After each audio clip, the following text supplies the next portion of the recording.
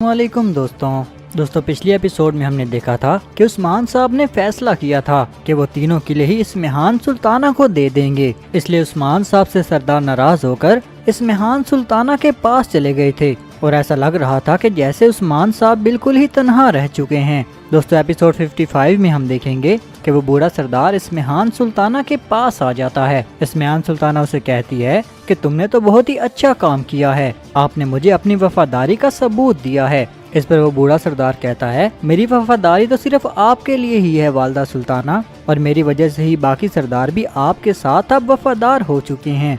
इसके बाद उस्मान सुल्ताना कहती है कि अगर उस्मान साहब किले मेरे हवाले न करते तो इन सरदारों का भरोसा कभी भी उस्मान साहब से ना टूटता, लेकिन ये तो मेरी ताकत है, कोई भी इस पर सवाल नहीं कर सकता। फिर सुल्ताना उसके इस काम पर उस सरदार को कोनिया में एक आला मकाम पर फाइज कर देती है। उसके बाद हम कांता काज़नोस को देखेंगे जो कि ओलोफ के पास आ गया था। ओलोफ कांता काज़नोस को कहता है कि उस्मान बिल्कुल ही ऐसा नहीं है जो अपने किले इस्मिहान के हवाले करके चुपचाप करके बैठ जाएगा। मुझे पूरा यकीन है कि इसके पीछे भी उस्मान की कोई न कोई चाल होगी। इस पर कांता काज़नोस कहता है कि इस दफा तो उस्मान कुछ भी नहीं कर सकता। इस दफा हमने उस्मान को ऐसा घेरा है कि उसके पास तो भागने की भी जगह नहीं है। उसके पास सिर्फ दो ही रास्ते थे, या तो अपने आप को वो तबाह कर लेता या फिर चुपचाप करके किले हमारे हवाले कर देता। इस पर लोफ कहता है, चाहे उस्मान जो भी चाल चल रहा है, लेकिन मैं उस्मान की उस चाल के लिए बिल्कुल ही तैयार हूँ और मुझे जैसे ही मौका मिलेगा मैं उस्मान की जान ले लूंगा। इस पर कांता काज़नोस कहता है, लोफ मैं तुमसे एक ना खत्म होने वाली जंग का वादा करता हूँ। मैं ये भी जानता हूँ कि तुम उस वक्त तक खून बहा सकते हो जब तक कि इस जमीन पर कोई भी बाकी ना रहे, लेकिन इसके लिए भी तुम्हें फौजियों और हथियारों की जरूरत है। और क्या तुम जानते हो कि मेरे पास ये इख्तियार है, मैं तुम्हें ये सब कुछ दे सकता हूँ। इस पर लोफ कहता है कि मैं जानता हूँ कांता काज़नोस, इसलिए जंगों में तुम्हारे साथ मिलकर मुसलमानों का खून बहाने के लिए मैंने ईसाई बनने का फैसला किया है। कांता काज़नोस इस बात पर बहुत ही खुश हो जाता है और कहता है, लोफ तुम्हारी हकीकी पैदाइश यीशु मसीह से मिलने के बाद होगी। मैं जानता हूँ कि तुमने ये सही फैसला किया है, इसलिए मैं अपने साथ पादरियों को भी लेकर आया हूँ। उसके बाद लोफ वही रस्म करता है जिसके जरिए कि वो ईसाई बन जाएगा। पादरी उसे पकड़कर पानी के अंदर 3 घोंटे लगवाता है। इसके बाद एक और पादरी कहता है, लोफ आज यहाँ पर तुमने अपनी पुरानी जिंदगी को दफन कर दिया है और अब से तुम्हारी एक नई जिंदगी शुरू होने जा रही है।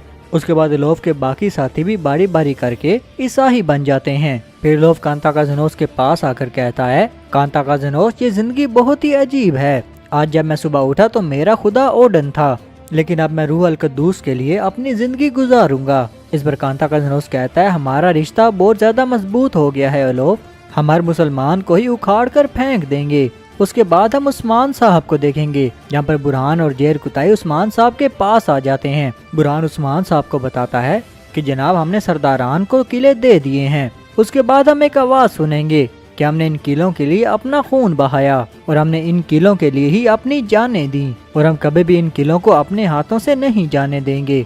उस्मान सुल्ताना के ख्याल में जो किलों में उसने सरदार भेजे हैं उसे लगता है कि वो उसके वफादार हैं, लेकिन मैंने इस्मिहान को ऐसे सरदार भेजे हैं जो कि खेल के अंदर खुद एक खेल हैं। अब इस्मिहान बुरी तरह ही फंस चुकी है। जो लोग गजा के लिए लड़ने वाले होते हैं आप उनको नहीं खरीद सकती इस्मिहान सुल्ताना, तुम कभी भी अल्लाह के रास्ते पर चलने वालों को धोखा नहीं दे सकती। इस्मिहान के वफादार सरदार असल में अल्लाह के उस मकसद के वफादार हैं। इस्मिहान इस पर समझ रही है कि वो बहुत ही खुश है क्योंकि उसके पास किले और सरदार दोनों ही हैं, लेकिन किले तो दरअसल अभी भी तुर्कों के ही हैं। दुश्मन जो चाहे कर सकता है, लेकिन जब तक मेरे सरदार मौजूद हैं तब तक हाकिमियत भी मेरी उस्मान की होगी। इसके बाद मलहून खातून उस्मान साहब को कहती हैं कि इस्मिहान सुल्ताना रुकेगी नहीं उस्मान साहब, वो यनी शहर भी लेने के लिए आएगी। बाला खातून कहती है, बिल्कुल ऐसा ही है उस्मान साहब, यहाँ तक कि उसने अपने महल में भी तबाही मचा दी थी और अब वो हमारी जमीनें लेना चाहती है, लेकिन मुझे पूरी उम्मीद है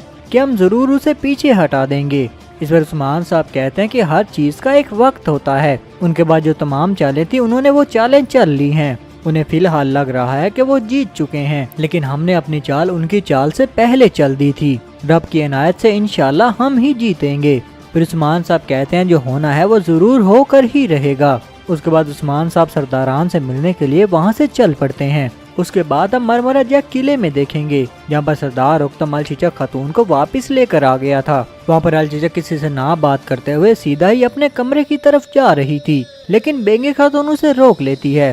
اس کے بعد سردار اوکتم تمام سپاہیوں کو کہتے ہیں کہ ہم لوگوں کو اکیلا چھوڑ دو۔ پھر بینگے خاتون الچیچک سے پوچھتی ہے کیا تم اب بھی اسی سپہ سالار کی وجہ سے پریشان ہو الچیچک؟ کیا تمہارے لیے کافی نہیں تھا کہ تم نے اپنی شادی کے دن ہی ہم سب کو شرمندہ کر دیا؟ الچیچک میں تم سے بات کر رہی ہوں، مجھے جواب دو۔ لیکن الچیچک آگے سے کچھ بھی نہیں بولتی۔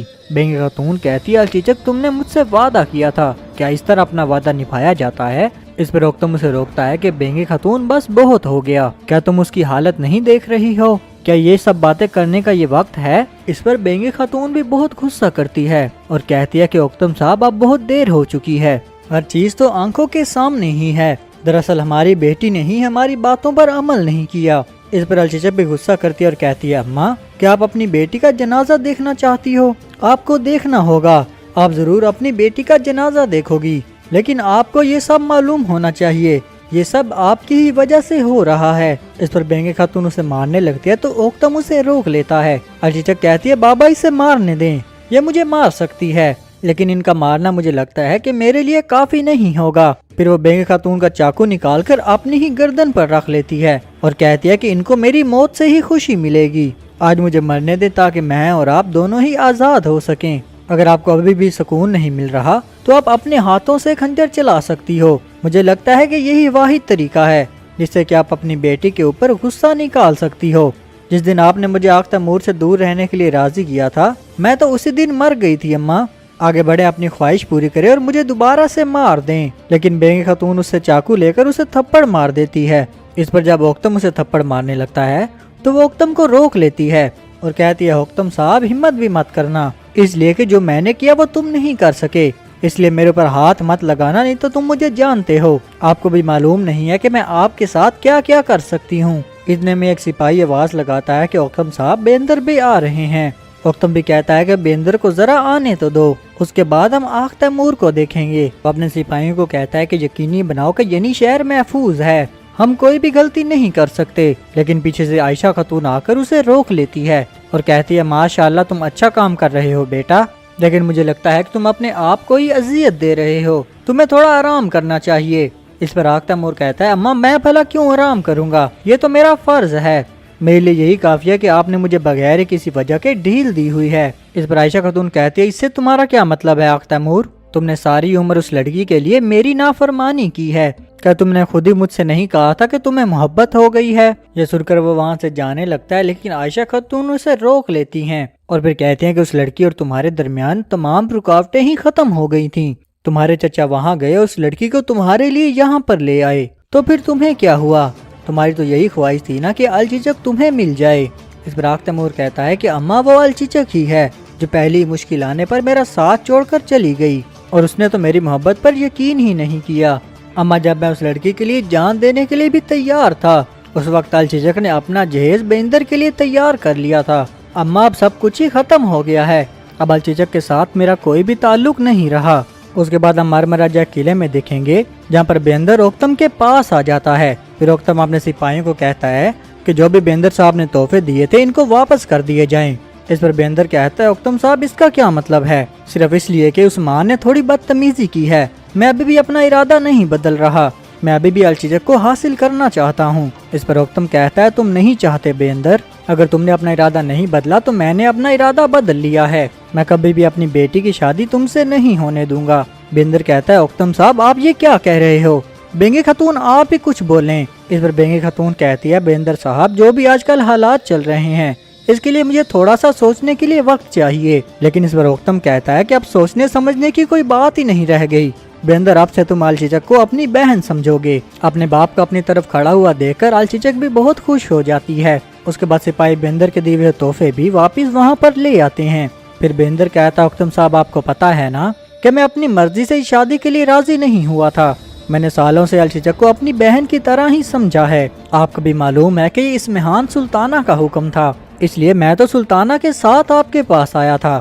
اس پر بینگے خاتون کہتی ہے بیندر صاحب ہم جانتے ہیں، ہم آپ کو بھی اچھی طرح جانتے ہیں، لیکن آخرکار اوکتم ایک باپ ہے، اور ایسے فیصلے جلد بازی میں نہیں لیے جاتے، ایسا ہی ہے نا اختم صاحب؟ اس پر اختم کہتا ہے کہ میں نے تو اپنا ذہن پوری طرح سے بنا لیا ہے، چاہے اسمہان سلطان آئے، چاہے سلطان خود چل کر میرے پاس آ جائے، چاہے کوئی بھی آئے، میں اپنی بیٹی تمہیں نہیں دوں گا بیندر۔ تمہارے لیے یہی بہتر ہے کہ تم جلد ہی واپس لوٹ جاؤ اور اپنے دیے ہوئے تحفے بھی اپنے ساتھ ہی لے کر جانا۔ اگر اب اسمہان سلطانہ نے ناراض ہونے کا فیصلہ کر ہی لیا ہے تو جو میں نے تمہیں بتایا ہے وہ سیدھا ہی جا کر اسمہان سلطانہ کو بتا دینا۔ اس پر بیندر کہتا ہے ٹھیک ہے اختم صاحب، جیسا آپ کہہ رہے ہو ویسا ہی ہوگا۔ اس کے بعد بیندر وہاں سے چلا جاتا ہے۔ یہ ساری باتیں سن کر الچچک سیدھا ہی اپنے باپ کو گلے سے لگا لیتی ہے اور اپنے باپ کا شکریہ ادا کرتی ہے اور کہتی ہے بابا اگر آپ مجھے ان کے حوالے کرتے تو میں تو مر ہی جاتی۔ اس پر اختم کہتا ہے بیٹا میں تمہارے منہ سے دوبارہ ایسی بات نہیں سننا چاہتا۔ اس پر الچچک بھی کہتی ہے بابا آپ کو بتائے بغیر میں کچھ بھی نہیں کروں گی۔ اس کے بعد ہم اسمہان سلطانہ کو دیکھیں گے جو کہ سوگوت میں آ جاتی ہے اور اپنے آؤجی سے پوچھتی ہے آؤجی صاحب عثمان اس وقت کیا کر رہا ہے؟ اس پر آؤجی کہتا ہے مجھے پورا یقین ہے سلطانہ وہ آپ کی طاقت کے نیچے کچلا گیا ہوگا، عثمان تو بہت ہی پریشان ہو چکا ہوگا۔ پھر اسمہان کہتی ہے میں نے عثمان سے اس کے قلعے لے لیے اور عثمان کو پوری طرح سے ہی توڑ دیا ہے اور وقت آنے پر میں عثمان کا دل بھی اپنے ہاتھوں سے نکالوں گی، لیکن عثمان فی الحال ایک زخمی شیر کی طرح ہے، مجھے پورا یقین ہے کہ عثمان ابھی بھی نہیں رکے گا۔ وہ آؤجی کو کہتی ہے کہ ترگت کی طرف فوراً ہی ایک پیغام بھیجو، اسے بولو کہ جلد ہی آ کر مجھ سے ملاقات کرے۔ اس کے بعد وہ آؤجی کو ایک اور پیغام بھیجنے کے لیے بھی کہتی ہے۔ دراصل یہ پیغام وہ اولوف کی طرف بھیجنے والی تھی کیونکہ اب اولوف اور ترگت کو وہ ایک ساتھ لانا چاہتی تھی۔ اس کے بعد ہم عثمان صاحب کو دیکھتے ہیں۔ عثمان صاحب کہتے ہیں کہ اسمہان سلطانہ کو اب یہ لگ رہا ہے کہ میں اپنے شہیدوں اور اپنے غازیوں کی طرف سے لی گئی ہر چیز ہی اس کے برے عزائم کے لیے اس کے حوالے کر دوں گا، لیکن اب بہت جلدی اسمہان کے فریب کا بھی خاتمہ ہونے والا ہے۔ ہر چیز کا ایک وقت ہوتا ہے اور جب وقت آئے گا تمام منافقین کی ہی طرح حقیقت کی رسی اسمہان سلطانہ کو پھانسی کے پھندے تک لے جائے گی، لیکن سرداران آپ کا فرض سب سے اہم ہے۔ پھر عثمان صاحب اوراز بے کو کہتے ہیں اوراز بے کرجہ حصار قلعے کا سب سے کمزور حصہ دیواروں پر دبے ہیں اور اب یقینی بنائے کہ اب مرکزی دروازے کو اور مضبوط کر دیں گے۔ اس کے بعد عثمان صاحب میرحان سردار کو کہتے ہیں کہ کلوجہ حصار قلعے کا سب سے کمزور حصہ اس قلعے کا مشرق والا دروازہ ہے، آپ اس دروازے کو جلد ہی ٹھیک کروائیں۔ پھر عثمان صاحب شاہین بے کو کہتے ہیں کہ بلجہ قلعے کا سب سے کمزور حصہ شمال کی طرف والا داخلی دروازہ ہے اور وہاں پر تیر اندازوں کی تعداد 3 گنا کر دی جائے اور آپ لوگ میرے حکم کے بغیر کوئی بھی حملہ نہیں کریں گے۔ تم لوگ کسی بھی کام میں کنجوسی مت کرنا کیونکہ ہم لوگ یہ تمام کام ہی اسمہان کے خزانے سے کریں گے، تم ریاست کے خزانے کو کھل کر استعمال کر سکتے ہو اور ہم اس کی ادائیگی بھی کریں گے تاکہ بعد میں ہمیں ہی فائدہ ہو۔ پھر عثمان صاحب کہتے ہیں چلے پھر آپ صاحب کو ہی جہاد مبارک ہو۔ اس کے بعد تمام سرداری اپنے اپنے قلعوں کی طرف ہی نکل پڑتے ہیں۔ اس کے بعد ہم سوگوت میں دیکھتے ہیں جہاں پر ترگت صاحب اسمہان سلطانہ کے پاس آ جاتے ہیں۔ اس کے بعد کوہ نور بھی وہاں پر آ جاتا ہے اور کوہ نور کو دیکھ کر ترگت مسکرانے لگ جاتا ہے کیونکہ ترگت کو معلوم تھا کہ کوہ نور کبھی بھی عثمان صاحب کو نہیں دے سکتا اور یہاں پر یہ عثمان صاحب کی ہی جاسوسی کر رہا ہے۔ اس کے بعد ترگت صاحب اسمہان سے پوچھتے ہیں سلطانہ کیا ہم یہاں پر کسی کا انتظار کر رہے ہیں؟ کیا یہاں پر عثمان صاحب آنے والے ہیں؟ اس پر اسمہان سلطانہ کہتی ہے اگر عثمان صاحب یہاں پر ہوتے تو تم اتنے غصے میں نہیں ہوتے ترگت صاحب۔ اس کے بعد ہم دیکھتے ہیں کہ اولوف وہاں پر آ جاتا ہے تو یہیں پر اس ایپیسوڈ کا اختتام ہوتا ہے۔ دوستو اگر آپ کو ہماری ویڈیو اچھی لگی ہے تو لائک شیئر اور سبسکرائب ضرور کریے گا۔ آپ کو ملتے ہیں نیکسٹ ایپیسوڈ کے ساتھ، تب تک کے لیے اللہ حافظ۔